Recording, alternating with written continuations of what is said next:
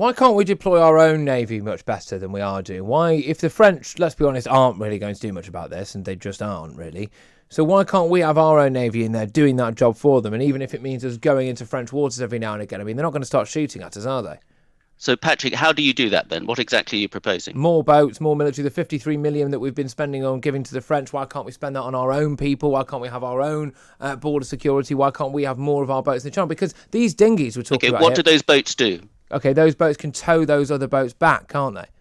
To where? France. How do you land in France? How do you land in France? Well, you just try it on, and I don't think they'd give it back to us. They absolutely wouldn't. How do you land in France if you do not have permission to land in France? You cannot do it. This is the problem. Just start doing it. What are the French going to do about that? Because at the end of the day, we're paying for this stuff, and they're not actually adhering to it. So they've broken their rules. We'll start sticking to the rules when they start sticking to the rules. Or we could have some kind of offshore processing centre. If you propose that, it's a great idea. If it's a great idea, if you propose it, you'd get loads of votes. Patrick, it's a great idea. What would you do if you were the British government if the French decided to export a lot of their migrants and land them on the beaches in Sussex?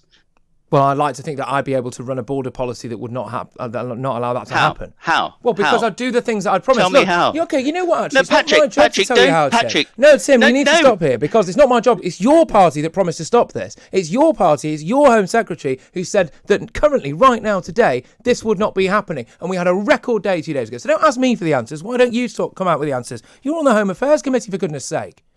Right.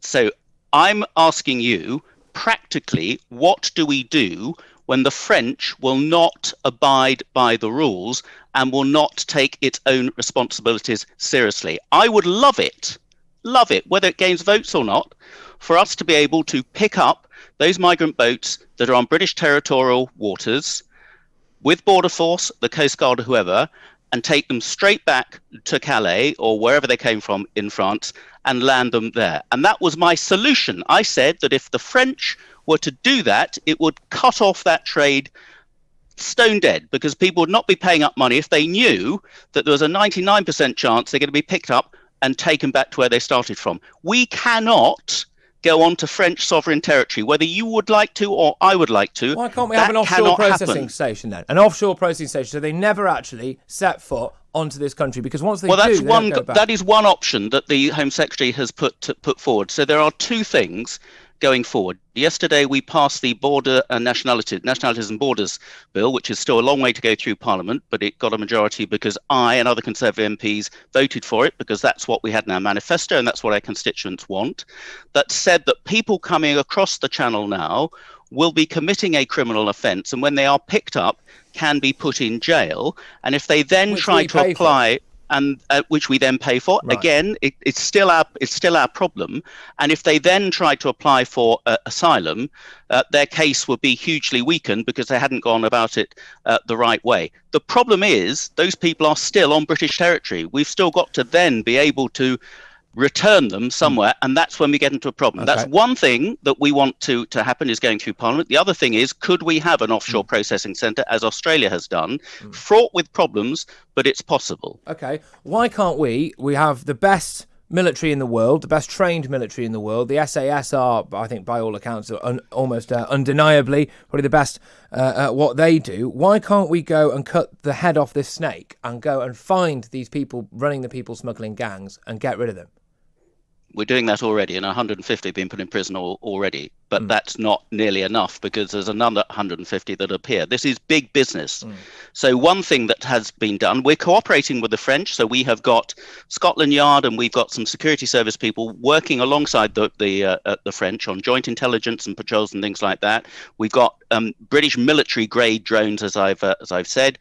It's very hard to buy a dinghy around Calais now. We've sort of closed off that route. So what's happening? These criminal gangs are bringing in boats from Germany and from other countries as well. This has become really big business. That's what we're up against. 150, I think, in the last year of these people smugglers on either side of the Channel were apprehended, were arrested, and were charged and are in jail. That's a good start, but this is a huge business. Look, I think you and I would like to be able to do the same things. You and I and my constituents would like to achieve the same things.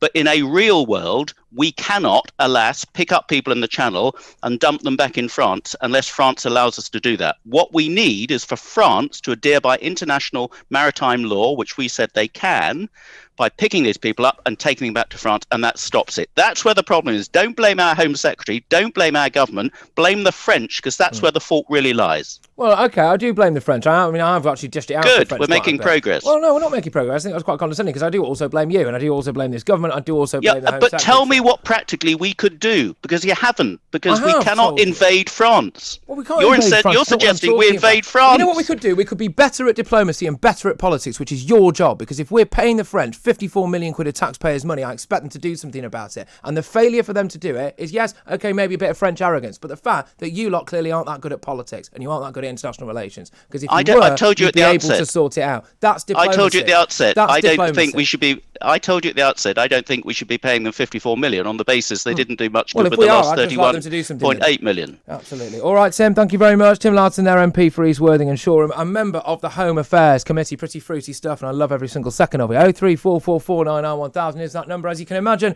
the phone lines are pretty hot at the minute, and we're hooking the show on the migrant crisis and the fact that we're paying the French 55 million big ones to not secure our borders. Patrick Christys, Talk Radio.